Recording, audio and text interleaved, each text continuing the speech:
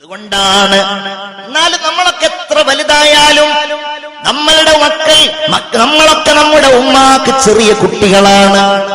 ആ സ്നേഹത്തിന് എന്ത് പകരം നൽകും? പ്രത്യേകിച്ച് വിദേശത്ത് പോകുമ്പോ നിങ്ങൾ കേൾക്കാറില്ലേ, ഉമ്മ എന്താ ചോദിക്കുക, നീ എപ്പോഴാ വരുന്നത് അല്ലേ? ഉമ്മയുടെ ചോദ്യതാണ്, നീ എപ്പോഴാ വരുന്നത്? നിന്റെ അയൽവാസി പോകുമ്പോ, നിന്റെ റൂംമേറ്റ് പോകുമ്പോ നിനക്ക് വേണ്ടിയിട്ട് പത്തിരി ഉണ്ടാക്കി കൊടുക്കുന്ന ഉമ്മയുടെ സ്നേഹമുണ്ടല്ലോ. എനിക്ക് തോന്നാറുണ്ട് മലയാളത്തിൽ ഉമ്മയെ കുറിച്ച് ഏറ്റവും കൂടുതൽ എഴുതിയ ആള് വൈക്കം മുഹമ്മദ് ബഷീർ ആയിരിക്കും.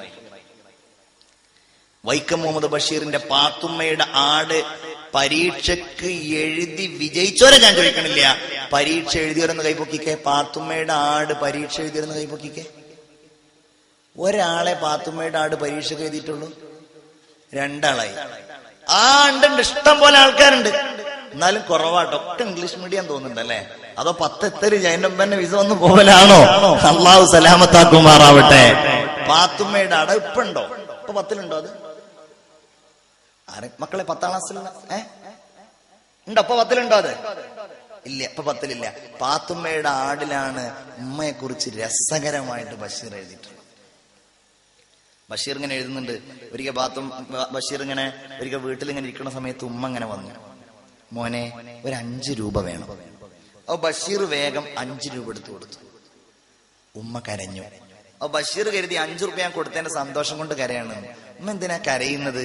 എടാ, നിന്നോട് എനിക്ക് 10 രൂപ ചോദിക്കാൻ പറ്റിയില്ലല്ലോ, അത് ചോദിച്ചാൽ നീ എനിക്ക് അത് തരുമായിരുന്നല്ലോ എന്ന് പറഞ്ഞിട്ട് ഉമ്മ കരഞ്ഞു എന്നാണ് ബഷീർ പറയുന്നത്. പക്ഷേ ആ ഉമ്മയുടെ സ്നേഹം ബഷീർ ഇങ്ങനെ പറയുമ്പോ നമ്മുടെ കണ്ണ് നിറഞ്ഞു പോകും. ബഷീറിന്റെ ഒരു പുസ്തകമാണ് ഓർമ്മക്കുറിപ്പ്. അതിലാദ്യത്തെ കഥ അമ്മ. ബഷീർ കഥാകാരനാണല്ലോ. ഉമ്മയെ കുറിച്ച് എഴുതിയിരിക്കുകയാണ്. അപ്പൊ അദ്ദേഹം നാട്ടിൽ നിന്ന് വൈക്കത്ത് നിന്ന് ഓരോ ലേഖനങ്ങളും മറ്റുമൊക്കെ എഴുതി ഉപ്പു സത്യാഗ്രഹത്തിലൊക്കെ പങ്കെടുത്ത് ഇങ്ങനെ കിറ്റ് ഇന്ത്യയിലൊക്കെ പങ്കെടുത്തിട്ട് ഇങ്ങനെ പോവാണ്. പോയിട്ട് അയാളെ പുറത്ത് കണ്ടിട്ടുണ്ടെങ്കിൽ പോലീസുകാർ പിടിക്കും എന്നുള്ളത് കൊണ്ട് മൂപ്പര് ഹിമാലയത്തിലും വേറെ ഓരോ നാടുകളിലൊക്കെ ഇങ്ങനെ കറങ്ങി നടക്കുകയാണ്. അതിനിടയിൽ അതിന്റെ ആദ്യത്തെ വരി ഇങ്ങനെയാണ്: ദൂരെ ഏതോ ദേശത്ത് കഴിയുന്ന മകന് അമ്മ എഴുതുകയാണ്, മകനെ ഞങ്ങൾക്ക് നിന്നെ ഒന്ന് കാണണം. അക്ഷരവടിവില്ല, വ്യാകരണമില്ല, എന്നാലും മകൻ കാണാനുള്ള അമ്മയുടെ മോഹം ആ വരികളിൽ ഉണ്ടായിരുന്നു. അങ്ങനെ അവസാനം ബഷീർ തീരുമാനിക്കുകയാണ് എങ്ങനെയെങ്കിലും ഉമ്മയെ പോയിട്ടൊന്ന് കാണണം. ആരും കാണാതെ രാത്രി 3 മണിക്ക് ബഷീർ വൈക്കത്തെത്തി. അവിടെ നിന്ന് 7 നാഴിക അപ്പുറത്തുള്ള തലയോല പറമ്പിലേക്ക് ബഷീർ നടന്നു. അങ്ങനെ നടന്ന് ബഷീർ തലയോല പറമ്പിലെത്തി. ഇരുട്ടാണ്. അങ്ങനെ എത്തി, വീടിന്റെ പറമ്പിലെത്തി. വീടിന്റെ അടുക്കളയുടെ ഭാഗത്തേക്ക് പോയപ്പോ വാതിൽ പഴുതിലൂടെ ബഷീർ കാണുകയാണ്, വിളക്കും കത്തിച്ചു വെച്ച് ചോറും വിളമ്പി വെച്ച് ഉമ്മ കാത്തിരിക്കുന്നു.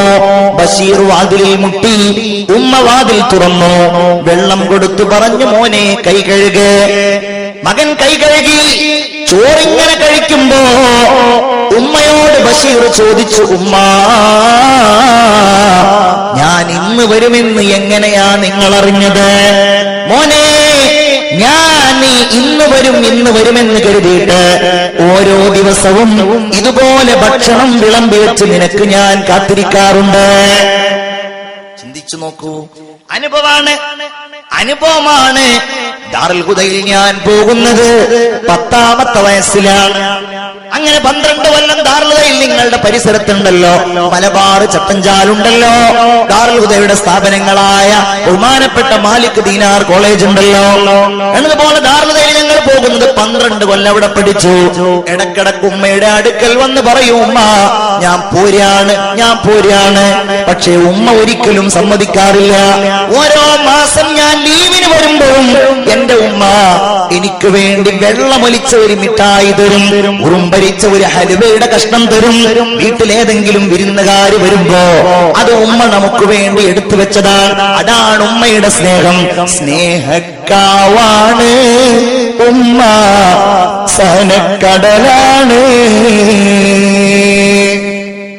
അല്ലാഹു ഉമ്മാക്ക് പുറത്തു കൊടുക്കുമാറാവട്ടെ.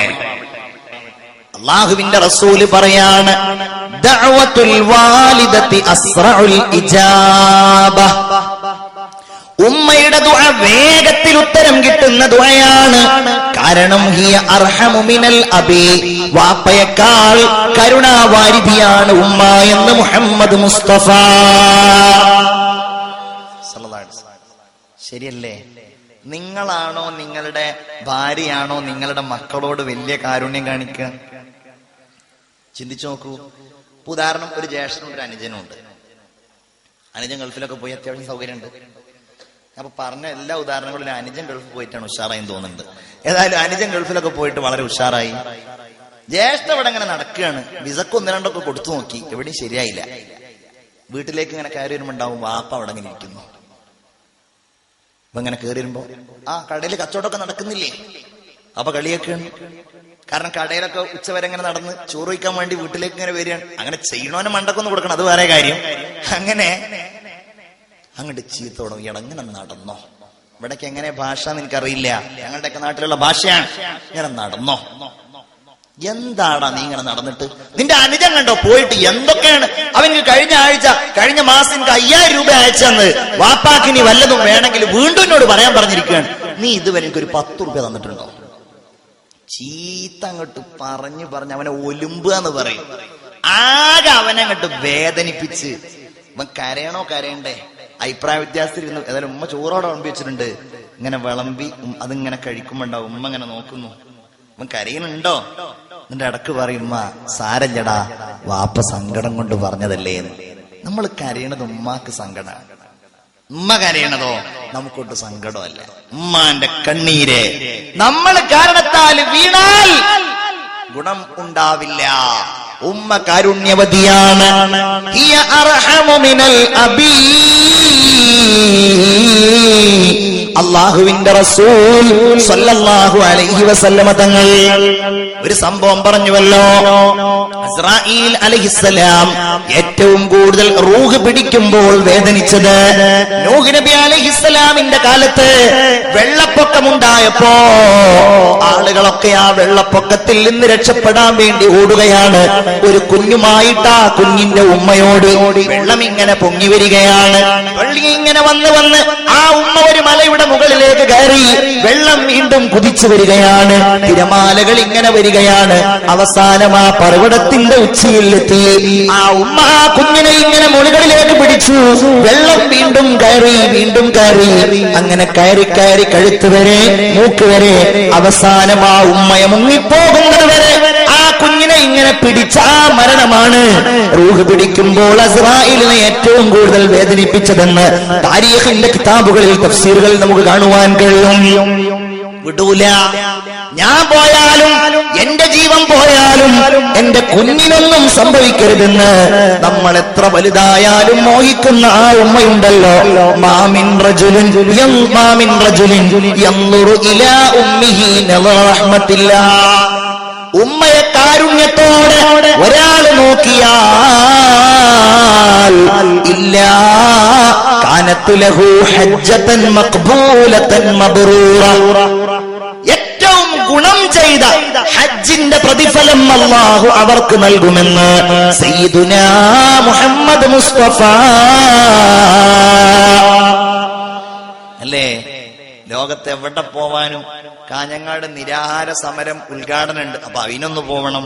നിരാഹാര സമരം ബിരിയാണിയൊക്കെ കൊടുത്തിട്ട് അവസാനിപ്പിക്കുന്നുണ്ട്. അവിടെ ഏതായാലും പോകണം. അങ്ങനെ എല്ലായിടത്തും പോകാനും നമുക്ക് എല്ലാം റെഡിയാണ്. പക്ഷേ ഉമ്മാന്റെ അടുത്തുനിന്ന് പോയിട്ട് 5 മിനിറ്റ് ഉമ്മാനോട് വർത്താനം പറയാം. നമ്മൾ അങ്ങനെ ആവണം. റസൂലിനോട് സ്വഹാബി പറഞ്ഞു, നബിയേ, അങ്ങനെയാണെങ്കിൽ ഞങ്ങൾ ഒരു ദിവസം 100 തവണ ഉമ്മയുടെ മുഖത്തേക്ക് നോക്കും. അവിടുന്ന് പറഞ്ഞു, നിങ്ങൾ 1,00,000 തവണ നോക്കിയാൽ അല്ലാഹു അത്യബു അക്സർ, അല്ലാഹു തആല ഉത്തമമായി കൂലി തരാൻ കഴിയുന്ന ആളാണ്. അല്ലാഹു നന്നായി കൂലി തരാൻ കഴിയുന്ന ആളാണ് നബിയുനാ മുഹമ്മദ് മുസ്തഫ. സ്ക്രീനിൽ കൺപ്രസംഗം കാണുന്ന പ്രിയപ്പെട്ട ഉമ്മമാരോടും കൂടിയാ ഞാൻ പറയുന്നത്. ഉമ്മമാരുടെ ഭാഗത്ത് നിന്ന്, പ്രത്യേകിച്ച് ചെറുപ്പക്കാരികളുടെ ഭാഗത്ത് നിന്ന് ഉമ്മയെ അവഗണിക്കുന്ന ഉമ്മ ഒരിക്കലും നിങ്ങളുടെ അടിമയല്ല. അങ്ങനെ വിചാരിക്കണ കുറെ ആൾക്കാരുണ്ട്. ഖിയാമത്ത് നാളിന്റെ അടയാള അന്ത